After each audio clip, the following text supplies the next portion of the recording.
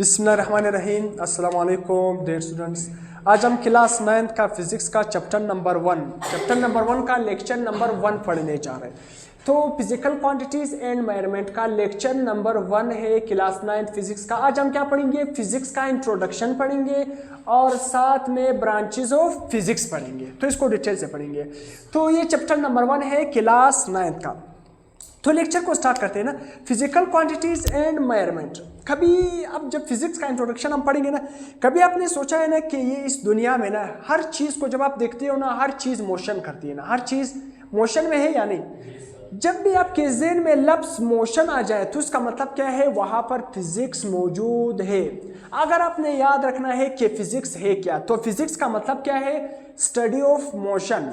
Study of motion सबसे आसान तारीफ। कोई भी ज़हन आपके ज़हन में कुछ भी नहीं आ रहा है, दुनिया में हर चीज़ में मोशन है या नहीं? तो याद रखना फिजिक्स हर जगह मौजूद है। फिजिक्स हर जगह मौजूद है। जिधर भी आपको मोशन नजर आएगा तो इसका मतलब क्या है? फिजिक्स है। तो study of motion is called physics. सबसे आसान तारीफ। तो लेट्स सपोज अब हम पढ़ते हैं कि फिजिक्स, दरअसल में जो फिजिक्स वर्ड है वो ग्रीक लफ्ज से आया है फिजिस। किससे है? फिजिस। फिजिस ग्रीक लफ्ज जो फिजिक्स है वो ग्रीक अल्फाज से आया है फिजिस, और इसका मतलब क्या है? नेचर। इसका मतलब क्या है? नेचर। तो पहला मतलब आपको समझ आ गया कि फिजिक्स का मतलब क्या है? नेचर। तो चलो इसकी 3-4 तारीफ पढ़ते हैं। एक तारीफ तो मैंने बता दिया, physics is related to motion. एक तारीफ तो बता दिया कि मोशन के बारे में पढ़ना क्या कहलाता है? फिजिक्स कहलाता है। दूसरा क्या है? Study of nature. नेचर के बारे में पढ़ना। किसके बारे में पढ़ना? नेचर के बारे में पढ़ना। ये भी फिजिक्स है। ये और आसान तारीफ कि व्हाट इज फिजिक्स? नेचर के बारे में पढ़ना। Study of nature is called, या स्टडी ऑफ यूनिवर्स, इसको हम क्या नाम देंगे?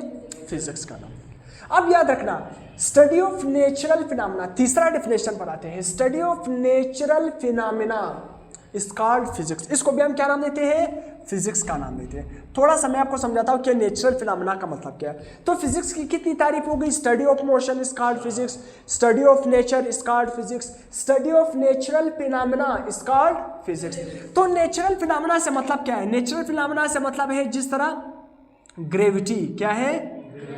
ग्रेविटी। ग्रेविटी हमारे पास क्या है? एक नेचुरल फिनोमेना है। देखो हमें हमारी ज़हन में एक कंसेप्ट आ गया ना, पिछले ज़माने में जब हम ग्रेविटी का कंसेप्ट नहीं आया था ना, तो हर कोई सोचता था कि ये कोई भी चीज़ ज़मीन की तरफ क्यों आती है। देखो दरख्तों से सेब नीचे गिरते हैं, ये सेब जब टूट जाते हैं ऊपर की तरफ क्यों नहीं जाते? तो देखो हमारी ज़हन में आइंस्टाइन की तरफ से हमें कंसेप्ट आ गया कि ज़मीन के अंदर कशिश शकल मौजूद है, ग्रेविटी मौजूद है, इसी वजह से हर चीज़ ज़मीन की तरफ आती है। तो देखो ये ग्रेविटी एक किस्म का नेचुरल फिनोमेना है, कुदरती प्रोसेस है। तो ये तमाम कुदरती फिनोमेना के बारे में पढ़ना है, इसको हम क्या नाम देंगे? फिजिक्स। जिस तरह ग्रेविटी हो गया, इलेक्ट्रिसिटी, बिजली कुदरती फिनोमेना है, मोशन, ये सारे के सारे कुदरती फिनोमेना के बारे में पढ़ना क्या कहलाता है? फिजिक्स कहलाता है। अब देखो फिजिक्स जो हमारी बुक में डिफिनेशन है, अब उस पर आते हैं कि बुक की तारीफ क्या है। Matter, energy and their mutual relationship. मादे और एनर्जी की बाहमी ताल्लुक को हम क्या नाम देंगे? फिजिक्स का नाम देंगे। तो मादे, देखो पिछले ज़माने में ना, अगर आप देखोगे पिछले ज़माने में लोग आग किस तरह जलाते थे? पत्थरों से। हाँ, 2 पत्थर को उठाते थे, जब पत्थरों को इस तरह रगड़ते थे ना तो स्पार्क प्रोड्यूस होता था, बिजली पैदा होती थी, उससे आग पकड़ती थी। अभी देखो अभी थोड़ा ज़माना एडवांस हो गया। ज़माना किस तरह एडवांस हो गया? अब देखना, मैं तो ये एग्जांपल बताता हूँ, फिर बाद में आपके क्वेश्चन पढ़ाता हूँ कि मैटर और एनर्जी। जब मैं स्टूडेंट से पूछता हूँ ना कि आप फिजिक्स की तारीफ बताओ, तो वो कहता है मैटर और एनर्जी की बाहमी ताल्लुक को हम क्या कहते हैं? फिजिक्स। जब मैं पूछता हूँ कि मुझे एक एग्जाम्पल बताओ कि मैटर और एनर्जी की बाहमी ताल्लुक से मुराद क्या है, तो वो बिल्कुल स्टक हो जाते हैं, स्टॉप बिल्कुल, उसके बाद वो कुछ नहीं बता सकते। तो देखो 2 पत्थर उठाओ, पत्थर क्या है? मैटर। दुनिया में मैटर क्या है? मैटर में बिल्कुल वॉल्यूम। बिल्कुल मैटर क्या है? जिसका जो जगह कह रहे, जिसका वजन हो, जिसका वॉल्यूम हो या वजन हो, तो उसको हम क्या नाम देते हैं? मैटर। तो मैटर जब हम क्या करते हैं, 2 पत्थर हमने उठा लिया, वो तो मैटर है ना। तो जब पत्थर को हम आपस में रगड़ते हैं तो उससे क्या पैदा हो जाती है? Light energy. लाइट एनर्जी पैदा हो जाती है या नहीं? तो देखो मैटर को हमने रगड़ लिया, उससे क्या पैदा हो गया, एनर्जी। एनर्जी किस तरह, हमें लाइट एनर्जी नजर आ जाती है यानी स्पार्क, तो वो तो एनर्जी है, लाइट भी एनर्जी की एक फॉर्म है। तो देखो मैटर को हमने रगड़ लिया तो मैटर से क्या पैदा हो गई, एनर्जी, लाइट एनर्जी पैदा हो गई। तो देखो ये मैटर और एनर्जी का एक किस्म का बाहमी ताल्लुक, तो इस मैटर और एनर्जी की बाहमी ताल्लुक को हम क्या नाम देंगे, फिजिक्स देंगे। तो अब यहाँ पर देखो, अगर मैं आपसे कहूँ आसान इक्वेशन की फॉर्म में मुझे फिजिक्स की तारीफ बताओ, इक्वेशन की फॉर्म है, हर जगह देखो फार्मूले मौजूद है या नहीं, तो फिर फिजिक्स को डिफाइन करने के लिए भी एक इक्वेशन होना चाहिए ना, कि फिजिक्स को डिफाइन बहुत आसान। हमारे आइंस्टाइन ने हमें एक इक्वेशन बताया, E is equal to mc²। E क्या है, एनर्जी, m क्या है, मास, मास क्या है, मैटर है ना। तो देखो ये हमें क्या, c क्या है, speed of light, speed of light. ये इक्वेशन हमें क्या बता रही है कि एनर्जी मास में कन्वर्ट होती है और मास एनर्जी में कन्वर्ट होती है।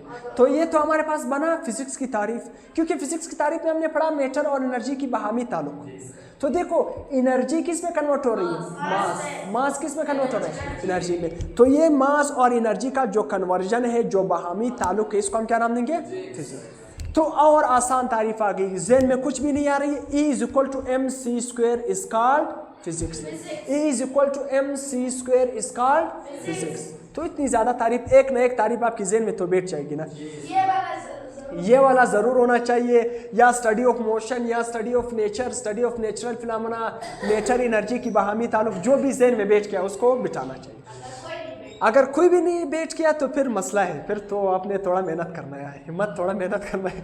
अब देखो साइंस, अब देखो जो फिजिक्स है ना, ये दरअसल किससे आई है, साइंस से आई है। किस आई, साइंस। अगर कोई आपसे पूछे साइंस है क्या, तो साइंस आसान अल्फाज में knowledge gain through observation and experimentation. देखो वो इल्म जिसको हम किस तरह हासिल करते हैं, वो नॉलेज, वो इल्म जो हम एक्सपेरिमेंट के जरिए और ऑब्जर्वेशन के जरिए हासिल करते हैं। किसके जरिए, ऑब्जर्वेशन के जरिए, एक्सपेरिमेंट प्लस ऑब्जर्वेशन के जरिए जो इल्म हासिल करते हैं, उसको हम क्या नाम देते हैं, साइंस। ऑब्जर्वेशन का मतलब क्या है, किसी भी चीज़ को मुशाहिदा करना, किसी चीज़ का मुशाहिदा, फिर उस चीज़ पर एक्सपेरिमेंट करना, फिर हमें जो नॉलेज मिल जाएगी उसको हम क्या नाम देंगे, साइंस। तो साइंस बहुत आसान क्या है, नॉलेज है हमारे पास। साइंस हमें वो नॉलेज बताता है जो हम ऑब्जर्वेशन और एक्सपेरिमेंट्स के जरिए क्या कर सके, हासिल कर सके। तो साइंस हमें इधर उधर मुंह की बातें नहीं बताता है, जो हमारी मुंह में आ गया, जो बात मुंह में आ गया कि ये चाहे। तो साइंस एक किस्म का फैक्ट के बारे में, फैक्ट फिगर के बारे में, साइंस पहले ऑब्जर्व करता है किसी चीज़ को, फिर उस पर एक्सपेरिमेंट करता है, तब जो नॉलेज हासिल होता है फिर हमें बताता है। तो साइंस ऐसा नॉलेज है जो ऑब्जर्वेशन और एक्सपेरिमेंट से हम हासिल करते हैं। तो ये साइंस हुआ। अब लफ्ज़ जो साइंस है ये लैटिन वर्ड से आया है, साइंशिया। साइंशिया का मतलब क्या है, नॉलेज। तो देखो पिछले 18 सेंचुरी से पहले क्या है, 18 सेंचुरी से पहले या 18 सेंचुरी के लगभग हमारे पास क्या है, कोई भी ना फिजिक्स था, ना साइंस था, ना बायोलॉजी था, ना केमिस्ट्री था, कुछ भी नहीं था। जो बंदा है इल्म हासिल करता था उसको हम क्या नाम देते थे, नेचुरल फिलॉसफी। एक ही सब्जेक्ट था, नेचुरल फिलॉसफी। देखो आपको समझ आता है ना, पिछले ज़माने में साइंटिस्ट नहीं होते थे, फिलासफर होते थे।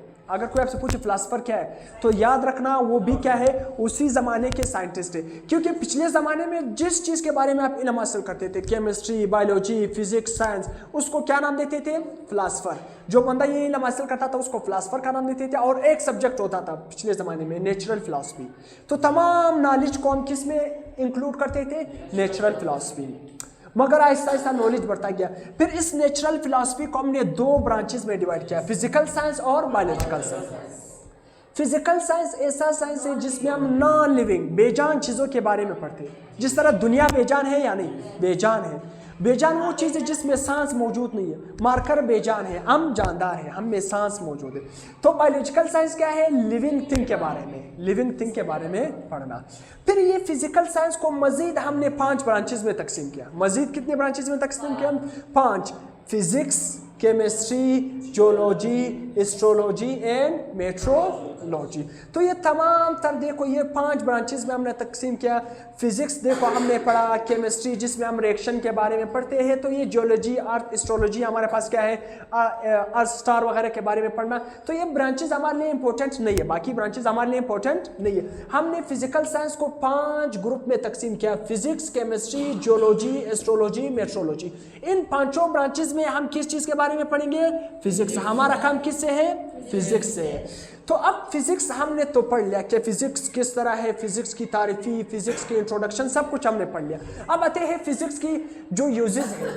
फिजिक्स हम कहाँ पर यूज़ करते हैं, एक बात मैंने आपको बताया, फिजिक्स हम हर जगह यूज़ करते हैं। देखो बिजली, इलेक्ट्रिसिटी है, देखो बल्ब लगाया किसकी वजह से, फिजिक्स की वजह से। चार्जेस मूव करते हैं, कौन बताता है, फिजिक्स बताता है। इलेक्ट्रिसिटी इसका इस्तेमाल है, मोशन इसके इस्तेमाल है, रेफ्रिजरेटर इसका इस्तेमाल है। मुख्तलिफ दुनिया में हर चीज़ में फिजिक्स मौजूद है। मैं जा रहा हूँ, वॉक कर रहा हूँ, तब भी यहाँ पर फिजिक्स शामिल है। पंखा चल रहा है, किसके ज़रिए चल रहा है, फिजिक्स के ज़रिए चल रहा है। तो फिजिक्स हर जगह मौजूद है। फिजिक्स के कुछ इफेक्ट है, असरात है, मतलब वो बहुत कम असरात है, उतना नहीं। ये क्या करते हैं, डेडली वेपन, मतलब ख़तरनाक वेपन, जिस तरह फिजिक्स के ज़रिए लोग बनाते हैं, एटम वगैरह, बंदूक वगैरह, तो इसके ज़रिए फिर इंसानों को मारते हैं। तो इसके कुछ असरात है, ये इंसानों को सही इस्तेमाल करना चाहिए। तो ये भी इंसान, मगर इंसान गलत इस्तेमाल करता है। तो उसी तरह जिस तरह थोड़ा पॉल्यूशन भी काज करता है फिजिक्स के ज़रिए, तो इसके कुछ इफेक्ट्स है। बाकी फिजिक्स के इस्तेमाल बहुत ज़्यादा है। ब्रांचेज ऑफ फिजिक्स, पहला ब्रांच क्या है, मैकेनिक्स। मैकेनिक्स हमारे पास क्या है, deal with the study of motion and forces acting on them. आसान अल्फाज में मैकेनिक्स फिजिक्स ऐसी ब्रांच है जिसमें हम मोशन के बारे में पढ़ते हैं और साथ में उस पर लगने वाली फोर्स के बारे में पढ़ते हैं। देखो आसान अल्फाज में, पंखा चल रहा है ना, पंखे के मोशन के बारे में भी पढ़ेंगे और साथ में पंखे पर जो फोर्स लग रही है इसके बारे में भी पढ़ेंगे। तो मैकेनिक्स ऐसा ब्रांच जिसमें हम मोशन के बारे में भी पढ़ेंगे, उस पर लगने वाली फोर्स के बारे में भी पढ़ेंगे। समझ आ गया, खत्म।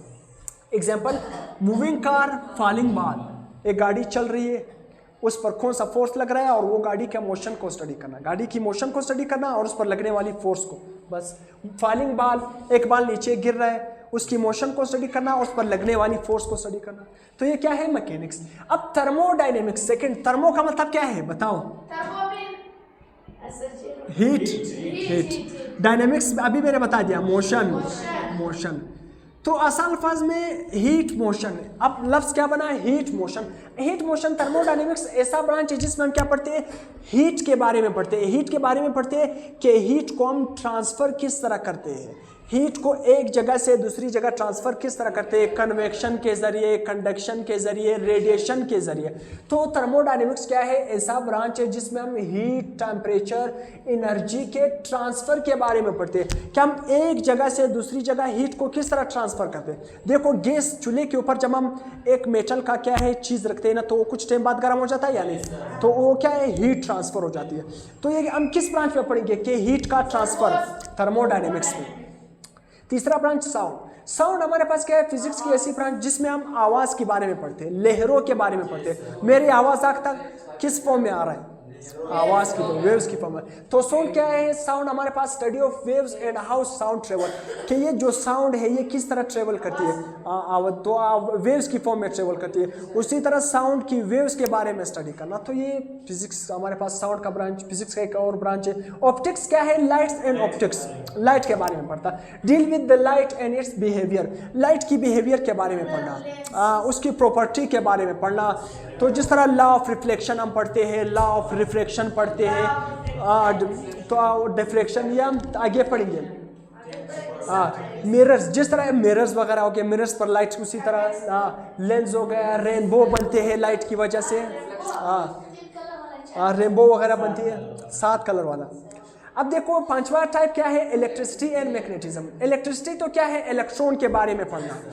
मैग्नेटिज्म क्या है, आसान अल्फाज में, लेट्स सपोज मेरे पास एक तार है, अगर इस तार में से इलेक्ट्रॉन मूव करेंगे, इलेक्ट्रॉन मूव करने का मतलब क्या है, बिजली से पास हो रही है। अगर किसी भी तार में से बिजली पास करे तो बिजली पास होने की वजह से उसके इर्द गिर्द क्या पैदा हो जाती है, मैग्नेटिक फील्ड। क्या पैदा हो जाती है? Magnetic field. तो आसान अल्फाज में हम कह सकते हैं जिधर भी बिजली गुजरती है वहां पर क्या पैदा हो जाता है? Magnetic field. तो इस तरह हमारे पास इलेक्ट्रिसिटी एंड मैग्नेटिज्म के दरमियान क्या रिलेशन है? जिस भी तार में इलेक्ट्रॉन मूव करते हैं मतलब बिजली उस तार में पैदा हो जाती है, तो उस इलेक्ट्रॉन की मूवमेंट की वजह से वहां पर क्या पैदा हो जाती है? मैग्नेटिक फील्ड पैदा हो जाती है। तो ये हम किस ब्रांच में पढ़ते हैं? इलेक्ट्रिसिटी एंड मैग्नेटिज्म में, study of electric charges, current and magnets. तो हमने किस चीज़ के बारे में पढ़ना है? इलेक्ट्रिक चार्जेस के बारे में पढ़ना होगा, करंट के बारे में पढ़ना है और मैग्नेट्स के बारे में पढ़ते हैं। जिस तरह इलेक्ट्रिक फैन आपने देखा होगा, अगर आप अंदर खोलोगे ना, जब अब इसको बिजली देते हैं ना, तो जब बिजली देते हैं तो उसकी कॉइल में से करंट पास होती है। जब करंट पास होती है तो उसके इर्द गिर्द मैग्नेटिक फील्ड पैदा हो जाती है। तो इस तरह क्या है, उसके अंदर फिर कॉइल मूव करता रहता है। इसके बाद एटॉमिक फिजिक्स, एटम के बारे में पढ़ना, एटम्स की प्रॉपर्टी के बारे में पढ़ना, एटॉमिक फिजिक्स। न्यूक्लियर फिजिक्स क्या है? एटम की न्यूक्लियस के बारे में पढ़ना। ये हमारे पास क्या है? Nuclear physics. तो यहाँ तक हमारा पहला लेक्चर एंड हो गया।